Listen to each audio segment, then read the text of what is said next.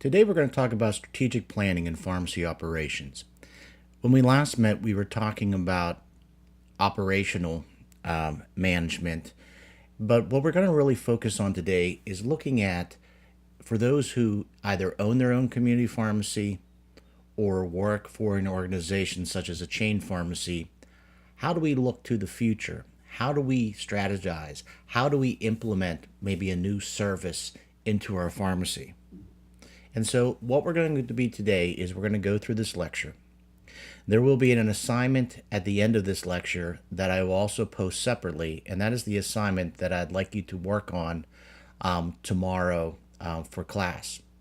In addition, after this presentation, I actually have a prior presentation that I did a little bit over a year ago talking about opportunities for new type of clinical pharmacy services in a community pharmacy. One of the things that you're going to be doing this semester, and I did post, and when we talk next week, and I will be in contact with you to discuss, Tom, about setting up a go-to meeting based on your schedule so that we can go over this lecture, talk about ideas for your big project. Because one of the things you're going to be doing in your big project is you're going to identify some type of new service that you would want to implement into your pharmacy. And you're going to have to create your own strategic plan. In addition, there's a couple other things that you have to have in that kind of goes along with the lectures that we're having this semester, such as operational procedures, compensation for success of the program, and also developing a job description based on our human resource lecture that we will have. And the compensation part will come from Bridget Reagan's lecture in the coming weeks. So please don't hesitate to contact me either via email or you can call me on my cell of any questions that you have. Like I said, you'll be watching this lecture as the first lecture, and then we'll be going over, I will be posting a second lecture that I put together. It was actually for the Value Drug, people that belong to Value Drug for a CE trip they did about a year ago, and talking about different various services. And so you don't have to necessarily pick from that lecture that I'm going to post, but I want you to think about it. What would you like to do? And the one thing nice about this course is, and we will go also over your current assignment that's due on your reflection for your operational procedures. But these will help you hopefully maybe implement or make some changes for improvement in your own business. So what we're going to talk about in this lecture is we're going to talk about the process to all types of planning. Whether, as I said before, you're a pharmacy owner, a pharmacy manager, the CEO of a large chain, you are going to be part of that, process. And that process can include not just managers, but maybe, frontline employees that will be contributing. We'll also describe the purpose of strategic planning and go into the specific steps on how to develop a strategic plan. And we'll highlight some examples that we can see in pharmacy. This lecture reflects Chapter 4 in the Pharmacy Management Essentials 4th edition book. And we're going to talk about strategic planning in pharmacy operations. And in the book, there's an opening case scenario. And we have Ted Thompson. Ted actually is a graduate from a pharmacy school. He graduated at the top of his class, successfully passed his boards, and became a registered pharmacist. Ted also completed a pharmacy practice residency and also took, then after that, a job in his hometown as a clinical pharmacist at the community hospital. The director knows well that Ted has actually contributed to the organization and has done a very good job and realizes the importance of these clinical services and the value they bring. There is now recently an opportunity for the hospital to be a part of an account care organization network. And if you're the purpose of account care organizations that came out of the changes in healthcare reform over the years is to develop a financial network in an area to deliver services to patients in that area. And that ACO can include hospitals, providers, could even include pharmacies. And the purpose of the ACO is to help make sure that there is, improvement in the quality of care and reduction in healthcare cost spending. So for a hospital to be part of an ACO, they have to realize there's possible financial reward if they're successful, but there's also financial risk because they can actually lose money if they're not successful. And so, because of this opportunity, the CEO of the hospital realizes that we need a strategic plan of where we want to go and how do we see ourselves in the future being part of this ACO, and how does that ACO reflect our mission and our vision statement of our company. And so what they need to do is develop a strategic plan. And so in this case scenario, Ted is asked to help develop that strategic plan, or be part of the team actually of that strategic plan. And we'll reflect back to Ted here shortly. But happens every day. So you may find that there's an opportunity that you want to develop a new service in your pharmacy, or you've developed that you realize that we have to change, maybe the way we handle patients, or we have an opportunity to do a 340B partnership with a local hospital. All of this doesn't come about unless we plan. And in the everyday life of running a pharmacy, it's very hard to plan because we're a lot of times working in our business, but not spending enough time working on our business. And so that is something that hopefully this program has begun to help you develop. What are those strategies I can do that?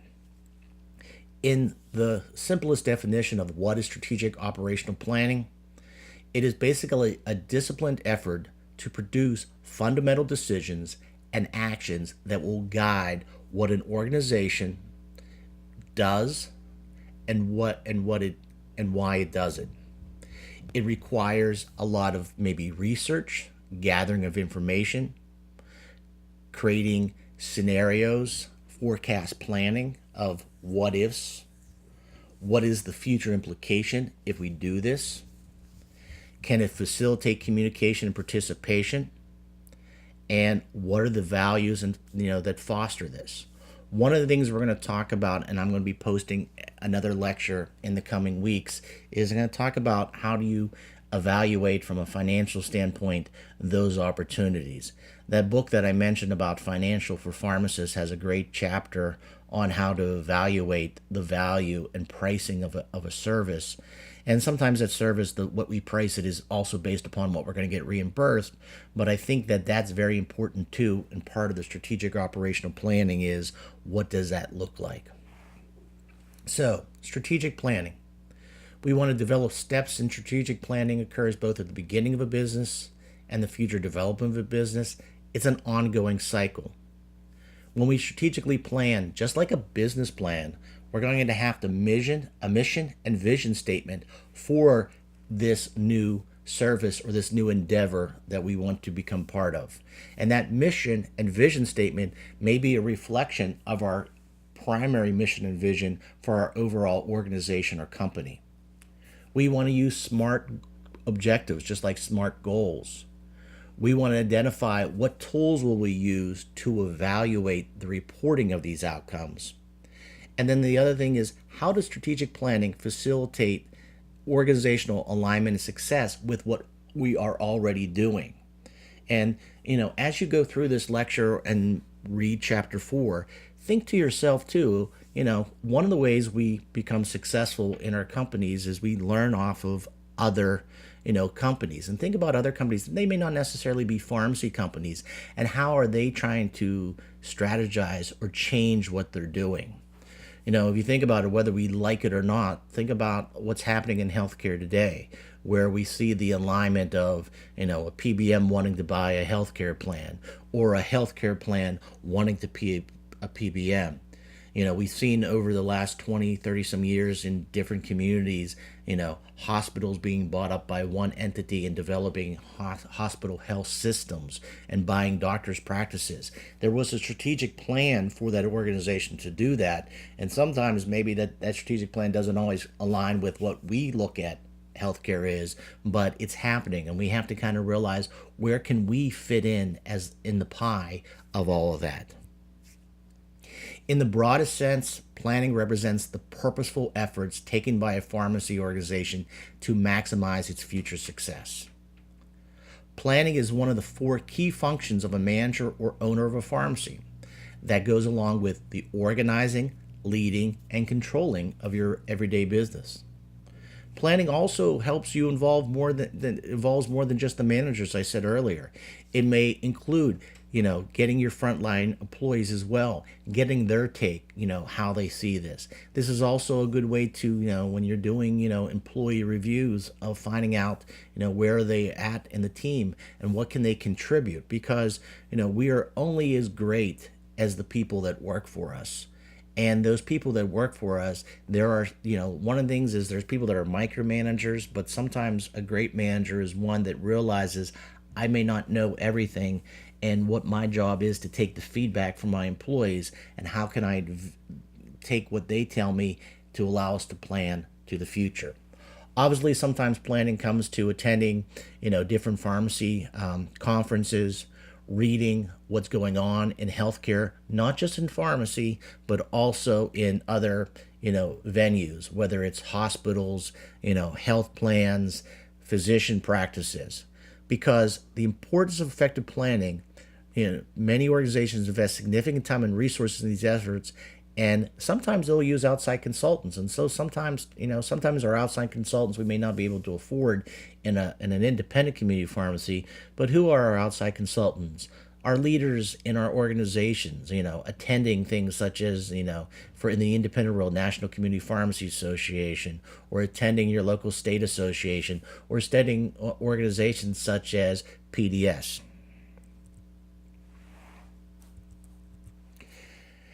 There are differences between the types of planning, and in chapter 4 they kind of go over that. But the most important being their purpose.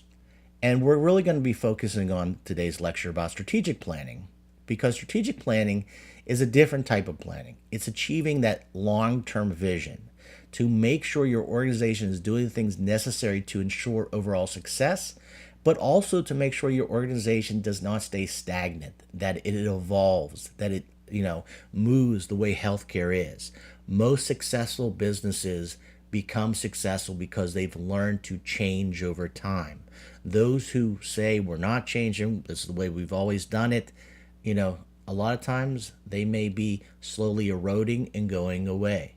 It doesn't mean that your core principles have to change. There may be different beliefs on how you want to take care of your patient, your customer, how you want to treat your employees, how you want to operate. But what you do, the procedures, and what services you offer, those do probably have to change over time. Business planning focuses on the feasibility of a specific program. So think about, your new initiative that you want to, use for your project this semester. One of the things that you will be evaluated and graded on and provided feedback on is the feasibility of it, the reality of it. Business planning, like all other types of planning, must occur within the context of the strategic plan of the organization. So whatever strategic plan we do, how does it fit into our overall business plan? So in chapter 4, they're like I said, they go through different things and different types of planning. So there's strategical planning, and this is usually, looking at the long term. Where do you want to be in 5 to 20 years? How do you want to implement some type of new services? Operational planning may be short term, all right? And, it is usually maybe looking at immediate actions, looking at, like your financial resources, looking at whether or not you have to refinance, a loan. And business planning is used to make decisions about investing and moving towards a program. And so, they definitely overlap, but there's multiple things that are there. There's also other types of planning, and sometimes, like I said, they kind of go in and out and kind of overlap. You have resource planning, whether or not maybe you're coming up on the lease of a building where your business is, and is this where you want to be? Maybe certain cars are coming off lease, or your pharmacy computers are, there's resource. There's organizational planning. Maybe, As your business matures, where do you see yourself, whether maybe more removed from being on the bench every day to versus, kind of being the leader and overseeing things? And then there's also contingency planning. What are your fallback options? Sometimes you always should begin with the end in mind. What is your exit plan someday? What do you do in case of a national disaster? What do you do if you lose a major payer? Sometimes those are also good, forecasting. And the one thing that I can share, that these things are always evolving. These are things that you need to set time in your own calendar, whether it's a day or one day a month, a certain number of hours per week, that you allow yourself this time to plan and think. Because as we know in the community pharmacy world, it's a hectic business, especially on the day to day. And that doesn't always allow the best environment for futuristic planning. No matter what type of planning you're doing, there are the core steps. And, the core steps are obviously number one, defining or orient the planning process to a singular purpose or desired result. What is your vision and mission? What do you see this program doing? How does it relate to your business? The other thing is, you got to assess your current situation. What does our business look like today, and what would we need to do to reach that mission and vision? Obviously, to be able to evaluate the success of this, you need to develop goals. What are your goals? There can be goals that are financially incentive. There can be goals that are meant for customer satisfaction, employee satisfaction. There also may be goals if we're partnering with other healthcare entities. So, for example, if we're partnering with a hospital to do, a transition of care bedside delivery, one of the goals is maybe to help the hospital prevent, readmissions within 30 days of the hospital. You identify the strategies of how you're going to reach those goals, and that might include, different operational, procedures, training that you or your staff may need, getting resources to allow you to meet those goals, maybe eventually evaluate those goals. You want to then establish the objectives that support the progress to those goals. Define the responsibilities and timelines of each objective.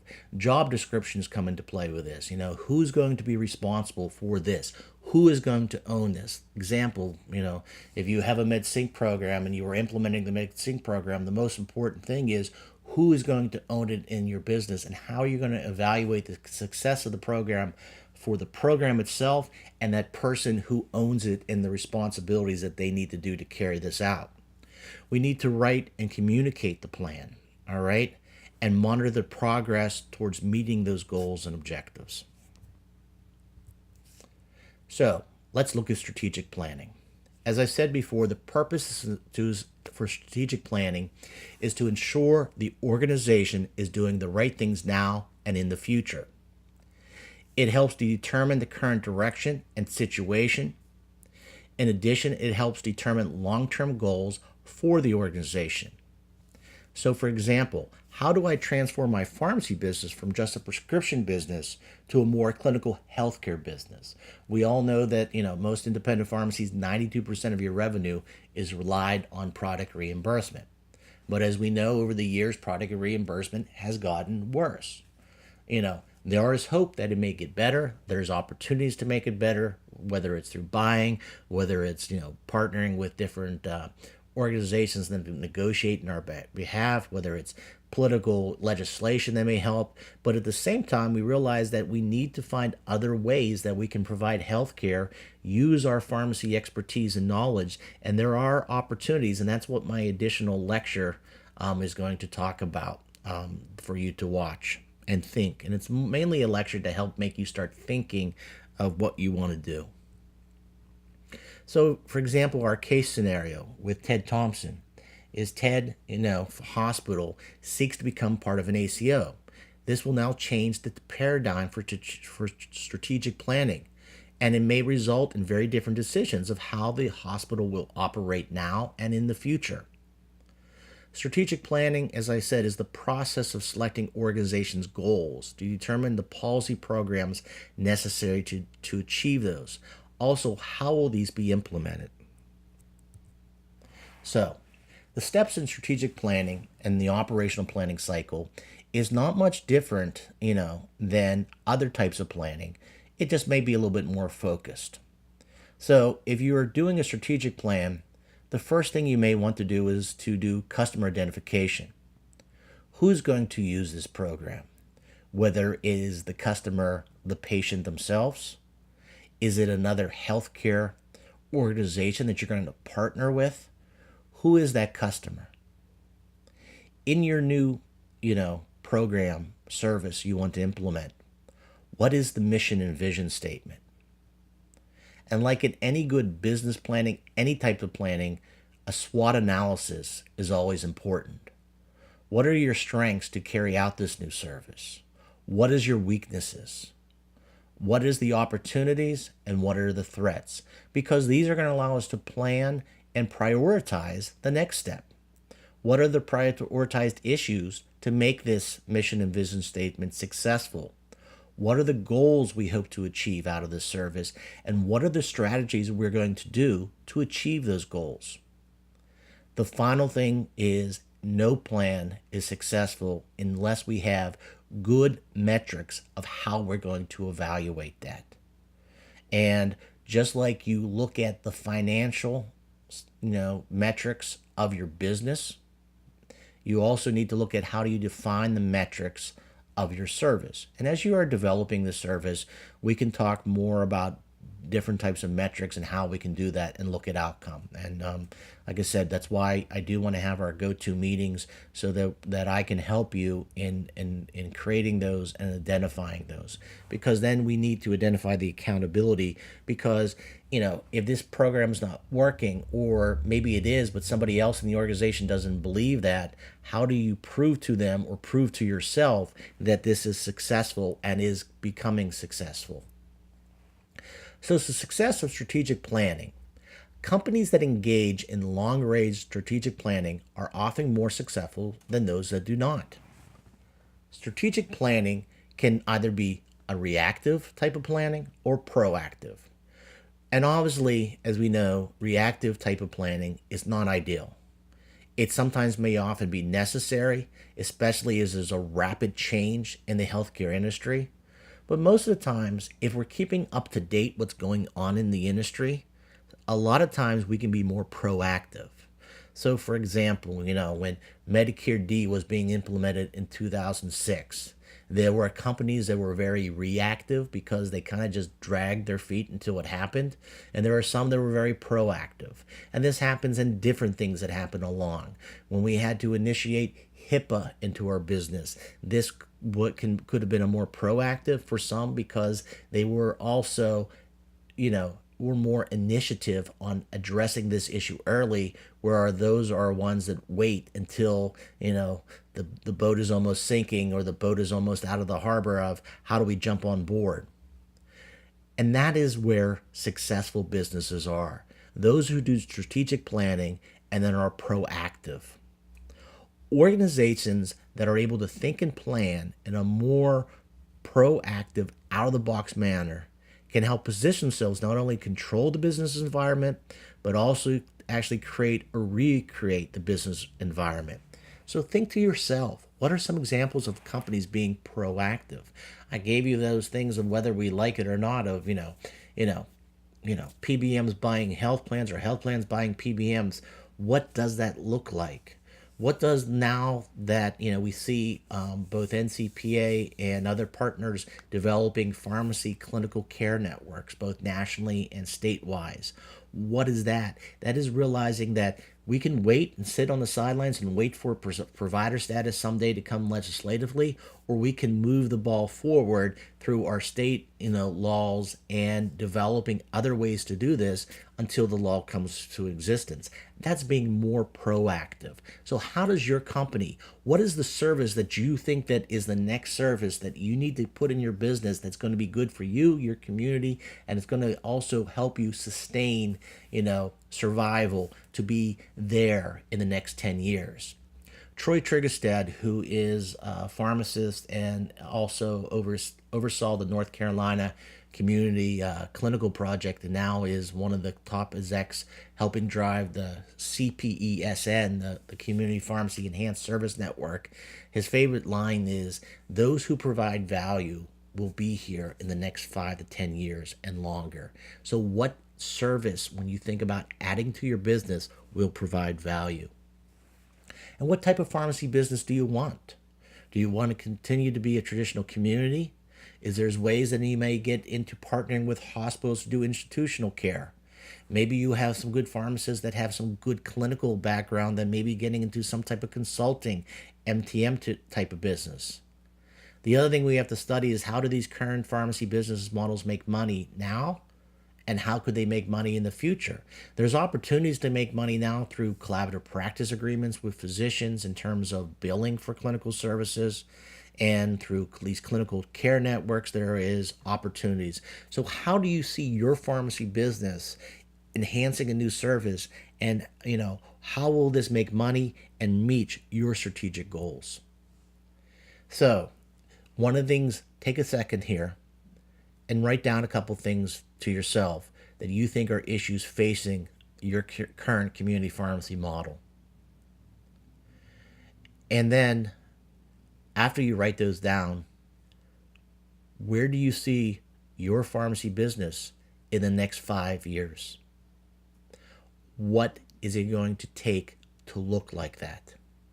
So, take some time. That's what the reflective exercise is going to do at the end of this assignment. At the end of this lecture. But take some time and take a look at that. What opportunities exist for the future pharmacy type of businesses? What are the barriers to the future of pharmacy as a business? What is some initiatives to develop the new revolution of pharmacy business? How would you approach the needs of future customers for a pharmacy business? So as you are trying to identify what new service you would like to implement for your big project this semester, think about those questions. What opportunities exist? I know we've talked about, that I believe you are a member of PDS. PDS does a great job of bringing those to you. National Community Pharmacy Association does that too. Sometimes also reading healthcare literature of what's going on in other businesses, whether it's in health plans, whether it's in hospitals, and what are those opportunities? Obviously, initially there may be barriers, and how do you overcome those barriers? What is maybe some simple steps, initiatives you can do to start developing that new business? How would you approach the needs of future customers for this business? Sometimes the customers don't know what they actually want. Think about it. Did we all believe that we would be carrying around a small computer in our pockets every day of our lives? No. Initially, when cell phones came out, the goal was to make them smaller and smaller, and from that approach. So how would we, meet those needs? The other thing is, your business models may change when you do your strategic planning. So think about, what do customers want?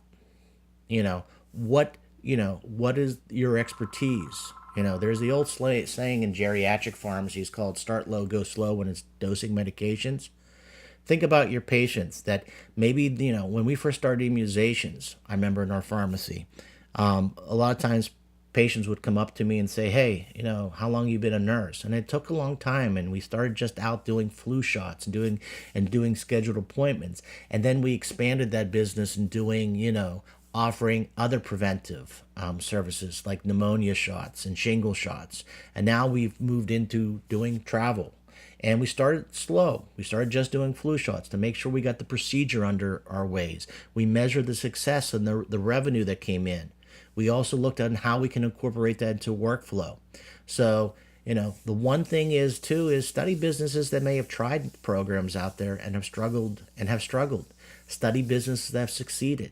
That's one thing nice about when you go to different pharmacy organization conferences. You get to talk to people. I think you learn more, probably, I know I do, when you're in the halls talking to people of what they've tried and how they failed and what did they learn from that, And sometimes that is what brings about success. As we know in the business planning world, when you're doing a traditional business plan, usually you have to have a description of your business, the legal structure, or products and services. You have to do a location analysis, an organizational structure, you know, and but in strategic plan, a lot of those same things are going to go there. You're going to give a background support of why this service is necessary. Maybe something that's out there in the literature, whether it's in the research literature or it's out there in the what's going on in healthcare type of literature, what's that is. What is this service going to offer and how does it fit into the other services that you currently do? Maybe you do a location analysis. Maybe this is something that doesn't happen traditionally in your current pharmacy. You may have to change the organizational structure, job descriptions, who's in charge of what for this service. So some of those core things that come out of a business plan go in there, you know. And when you construct a business plan, you also have to think about startup funding. So when you're starting a new service, what's that startup revenue? What's your fixed costs? What is your variable cost that's going to be needed? Can this new service be part within your current business, or is it more strategically smart to maybe set it up as a separate legal business entity? Not saying that that has to happen with yours, but sometimes people need to take a look at that. So my point of all this is we should always look at strategic planning in the same tools we use in business planning. Sometimes, in business world, we're always doing things such as site selection, lease negotiation, permits. So in strategic planning of a service, we may need to think about what are things that we may need to get: permits, startup funding, accreditation, equipment. Maybe our wholesaler needs to be able to carry something that we're going to need, such as if we're going to get into the travel vaccine business. Maybe does our wholesaler offer the various travel vaccines? What's the turnaround time to get those? Maybe we need new software. Maybe we need clinical software to implement this service. Maybe we have to look at what are the third-party contract offers, and maybe they're different from the PBMs. Maybe they're medical benefit sides type of contracts. If we're going to do point of care testing, maybe we need to get a CLIA waiver. So think about all those different things that may be needed in your implementing of a service. Other startup costs you have to think about is maybe you need to do some remodeling within your own pharmacy. When we got into doing diabetes education at our pharmacy, we actually remodeled the pharmacy, not the pharmacy itself, but an area that was being used to sell different goods and services, and actually was where our pharmacy checkout counter was, and we remodeled that area into a conference room so we could do diabetes education. Always got to think about what are those additional startup costs. Maybe you need clinical references, and so all those things come into play. When we think about pharmacy ownership, one of the things is the startup costs are a computer, inventory, fixtures, signage, working capital. You could take those same type of categories and plug that in to something such as, any type of service. So if I was doing a new clinical MTM service, I may need to have a computer to do clinical documentation. I may not need directly a lot of inventory, but maybe I need to have some type of educational resources to be able to give out to patients, such as, demos of, if I was doing diabetes, of insulin pens. I may need to have maybe a conference table or a desk. Maybe I need to have a flat screen TV to be able to do clinical presentations. And so your costs that you would think about in a normal business also would be part of your service too. You also have to be realistic. What is the break-even point of your service? Just like what's the break-even point of a startup store? If you're going to maybe do some financing to implement this service, what is the realistic time frame to pay this off? So there's multiple things that a strategic plan kind of correlates with a business plan. In planning, all right, in a study from 1996, less than 31% of pharmacy owners or pharmacy managers reported using strategic planning. And a lot of their reasons was, I just don't have time to do it. And unfortunately, that's just not good anymore. In today's world of healthcare and the way things are changing, we have to do this. In 2005, another study by the Journal American Pharmacy Association reported that only 26.8% of independent pharmacy owners use strategic planning. And I use the famous quote from Wayne Gretzky is that, you know, I skate where the puck is going to be, not where it has been. And strategic planning is that thinking about how do I get to where I need to be going, taking time to evaluate that. Give you some examples. For over a century, Walgreens grew by adapting its corner drugstore format to changing consumer needs and expanding to more locations. But with more than 75% of Americans already living within 5 miles of a Walgreens, the company became stagnant and needed additional path for growth. So they did get an outside, company to collaborate and look at, how can we transform, our pharmacy to be the first choice and destination for healthy and daily living. So the former CEO, Gregory Wasson, back in 2009, started formulating a new mission. Our goal is to create an experience unmatched in this industry by focusing on well. He said this strategy was expressed most simply with a new tagline, at the corner of happy and healthy. And you've heard that probably advertisement multiple times. How did they do it? They hired somebody to help develop strategic planning. They realized we need to disrupt the care model. One of the things Walgreens has done, and you don't see it in all pockets of the country, but they actually started partnering with healthcare systems, such as hospitals, in doing some of the very first transition of care bedside delivery programs. They started reinventing the role of the pharmacist, doing point of care testing in states where it's allowed. And then they started working on their own sync program of focusing on adherence. So Walgreens has been able to measure the effectiveness of this new strategy in terms of number of patient consultations with pharmacists, customer satisfaction, acquisition of new patients, higher retail prescription market sale. And Walgreens, has tried to do that. Have they had stumble blocks along the way? Yes. They've had things such as they've tried to take on Express Scripts and were ousted out of Express Script contracts and saw that, in one area, I know in the Pittsburgh area, when they lost the Express Scripts commercial contracts, they lost 50% of their business. And so what they had to do, they had to replan again, and they kind of focused more on the Medicare side to do that.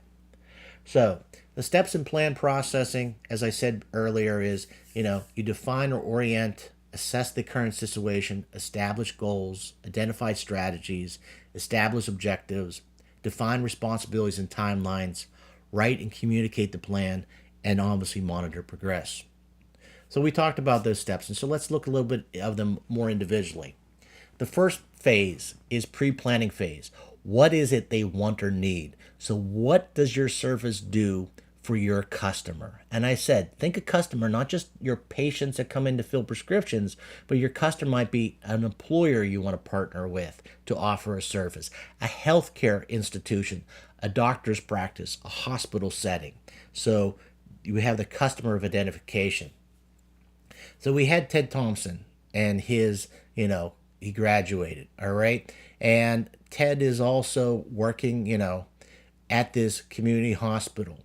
And the pharmacy is located in a region of approximately 100,000 people. And the large portion of the people are elderly. And in working with the local hospital, the pharmacy chain has explored getting involved in 340B and transition of care program with the hospital. So both the pharmacy chain and the hospital have done well from clinical and outcome perspectives. So this was their first, strategic plan. What can we do to take care of this elderly population? So one of the things you may do in your strategic plan is analyze the population you have. Analyze the customers you currently take care of. Have you ever run your top 200 drugs? What are those drugs? What are the ages of majority of patients that are in your pharmacy? Data mining can be a very good resource. What are the different healthcare institutions in the area and what are they doing? So there's opportunities maybe in 340B. There may be opportunities in transition of care. And so these are things that the community pharmacy and the hospital setting may find a win-win. Now, what evolved out of that? because the hospital and the pharmacy chain were doing that, maybe now they take the next big step, as I said earlier when I presented this case presentation, looking at maybe partnering with an ACO. And the ACO revenue may be allowed, that is a way that you justify to hire a clinical pharmacist that works for you, but also works and helps with a hospital setting. So strategic planning can allow you to do that. And so the one thing in strategic planning we need to do is look at the relationship between our vision of what we've identified, our goals and objectives, and our strategy. So it's important that the destination is the vision of the company in the future. It's also important to identify the where, what, and how the company is in the present. So analyzing what you currently have and figuring out what are the opportunities we could, identify, such as the example with Ted Thompson. They had a large elderly population. Their incomes, definitely supports a 340B program, and their income also, the hospital was, of the transition of care. So identifying your patients is important. So, an annual strategic operational planning, we should do like a market analysis. All right. So, look at, I'm sorry, let me go back, look at, your patients, look at the different, health, care institutions around, what doctor practices, what specialty of doctor practices are out there, what disease states do you see more predominant in your pharmacy, and are those areas that would be good at identifying a new service, and how could you market that service to get in those key stakeholders to want to be part of that service. So we would want to establish measurable evidence of success. All right. So when you develop your strategic plan, how are you going to measure, and make people accountable for this? So if I was starting, an immunization program, maybe, I have to get my pharmacist trained. I have to develop, a collaborative agreement with a physician, depending upon my state laws, so that I can offer immunization. I may need to measure the number of shots I do. I need to measure maybe the time it takes to do those shots. I may want to do, and maybe some customer satisfaction surveys. I need to think about, how does these successes measure up with my mission and vision, and what are those strategies to get there?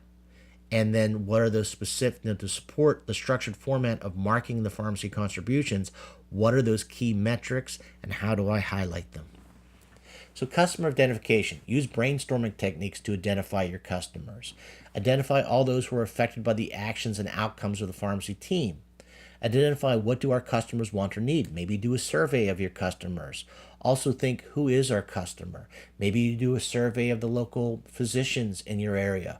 Maybe you do, a focus group. Take out a group of physicians or healthcare people and say, hey, we're looking to develop ways our pharmacy can partner with you. Let us tell you a little bit about our pharmacy, but we want to see about what things do you struggle with in the pharmacy sector, and how could we maybe help you?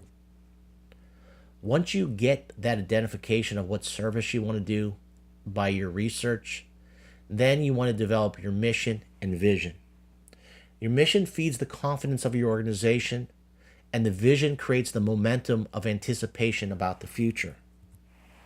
So our mission statement should be a reflection of the purpose of our company or our service, the purpose of our business or service, and the values we hope that this service or business brings. So the opportunities or needs that we exist to address, what we do to address these, and the principles and beliefs that guide our work, those should be included within that mission statement. To build a compelling mission statement, it needs to inspire, support, and commitment. That mission statement is very good to help motivate, especially the times when you start a service and it's not doing well.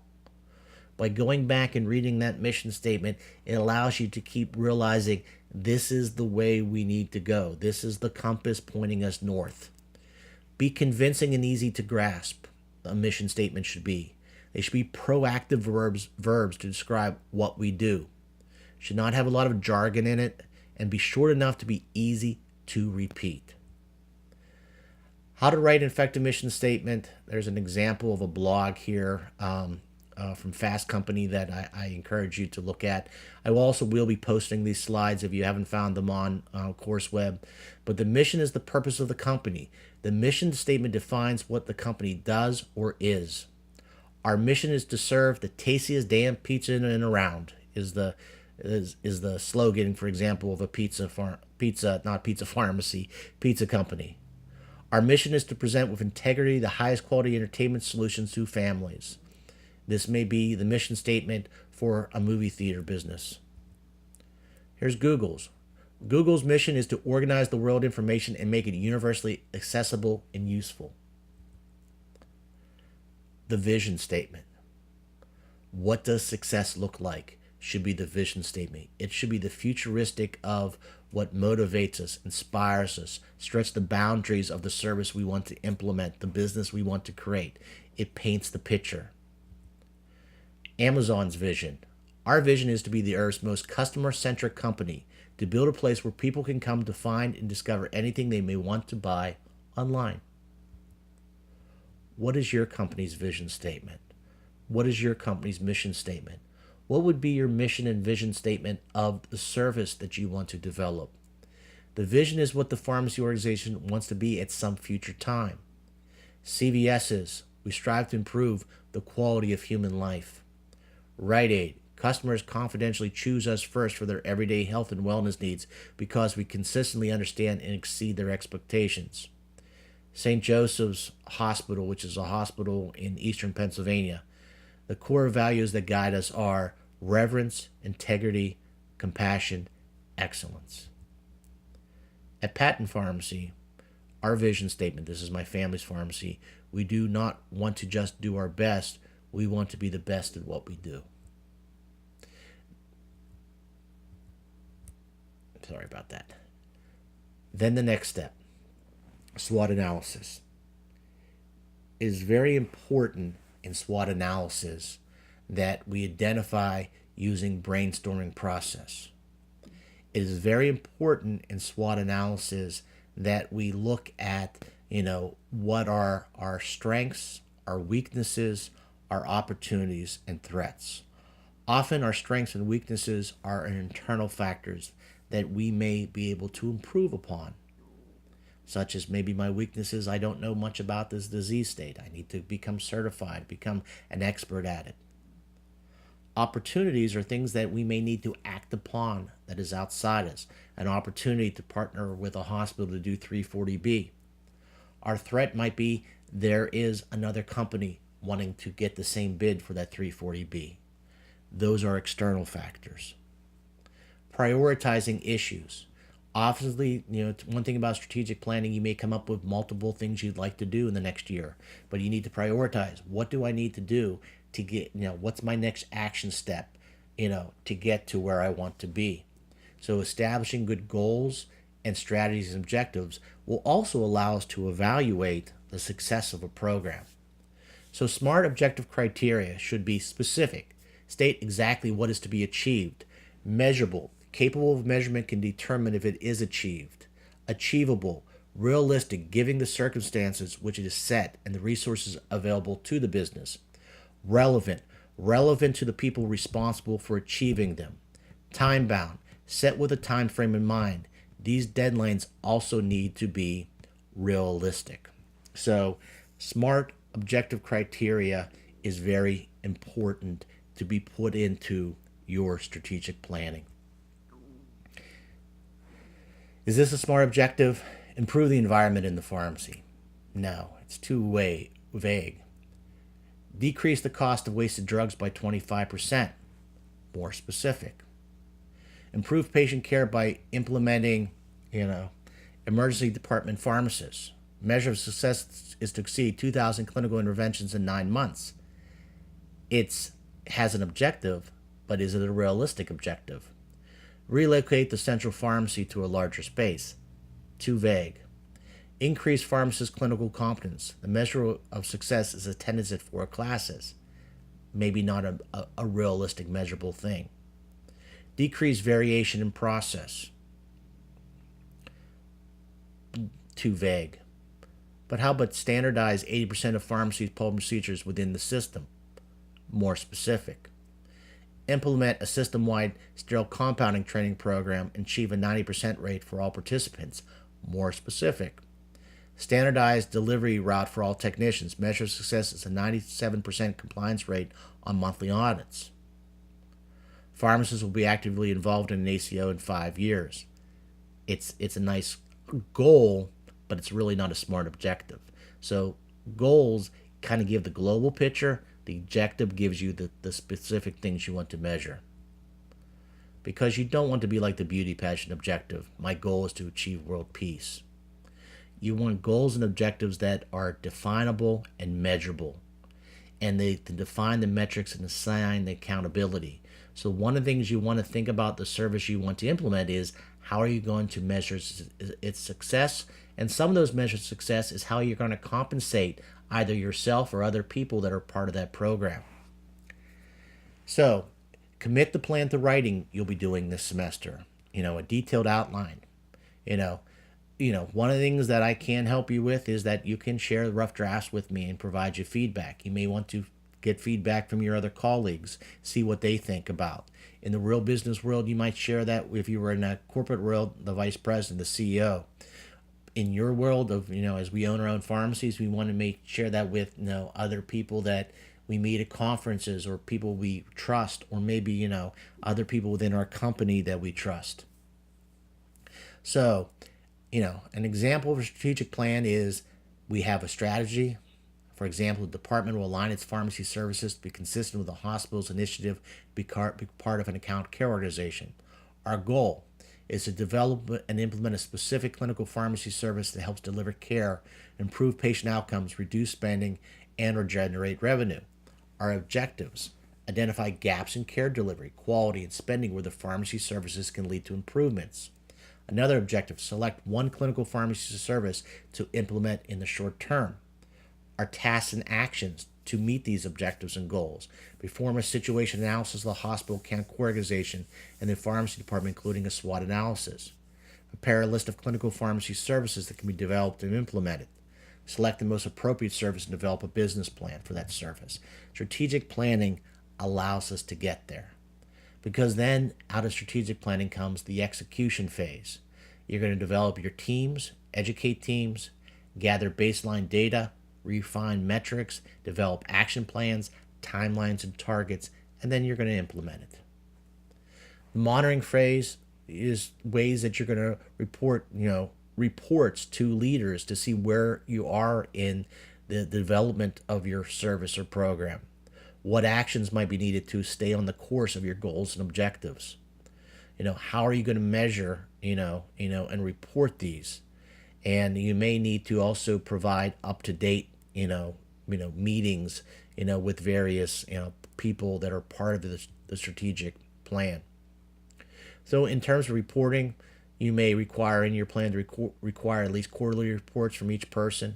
One of the things we do, for example, in our transition of care program, we do quarterly reports looking at the number of discharges we do, the average number of medications we fill per discharge per week, and we actually look at the gross margin of those discharges and how many patients we retained as full-time patients.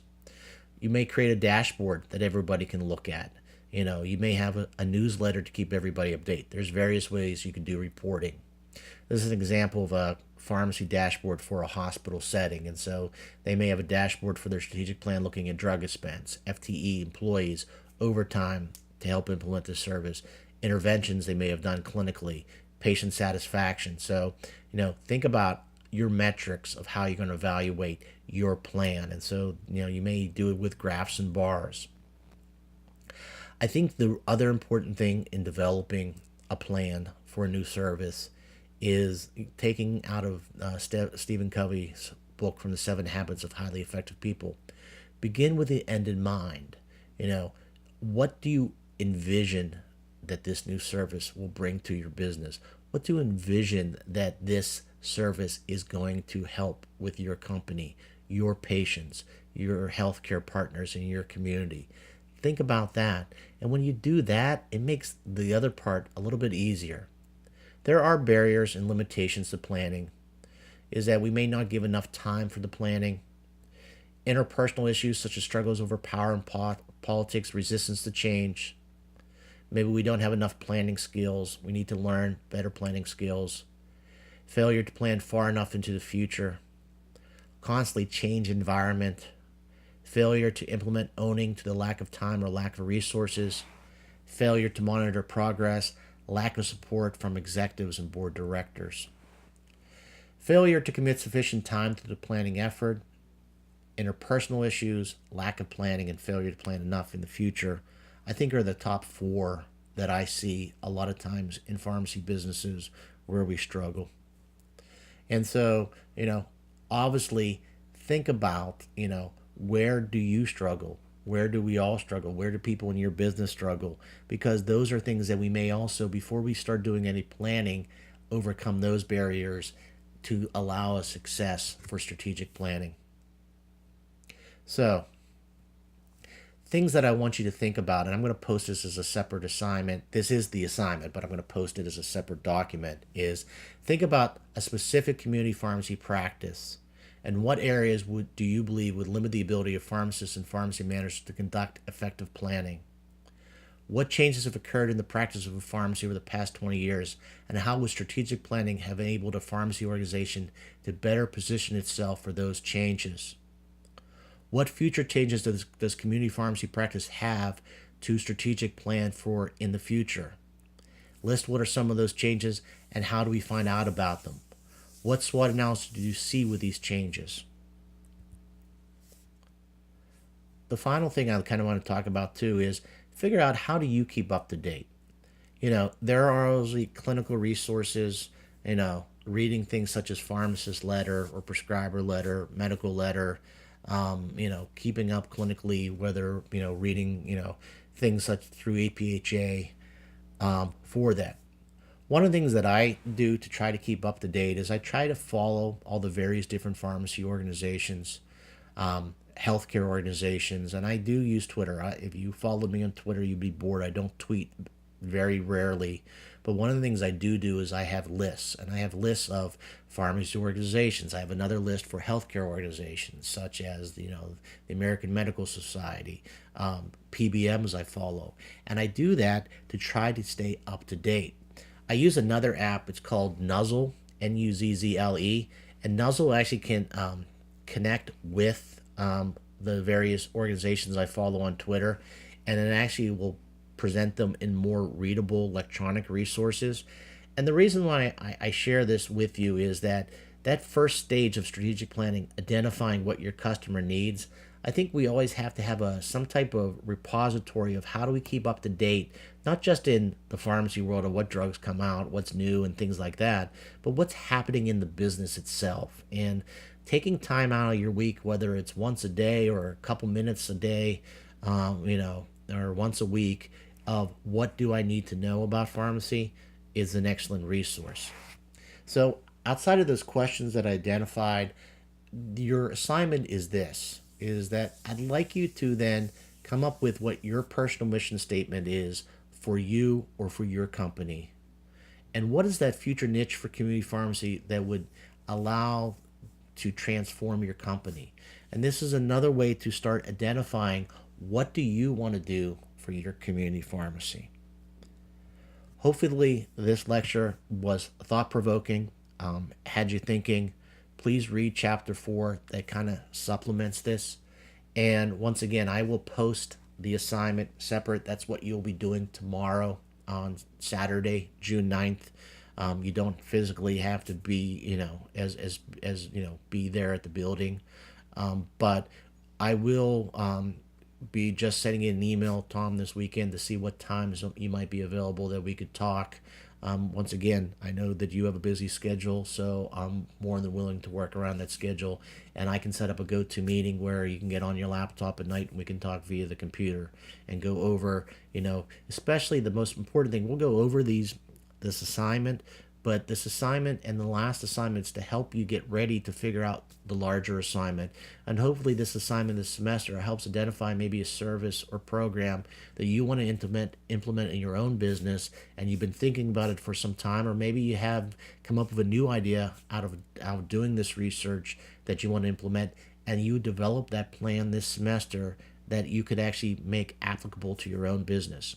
Thank you very much, and I will be talking to you soon. Take care.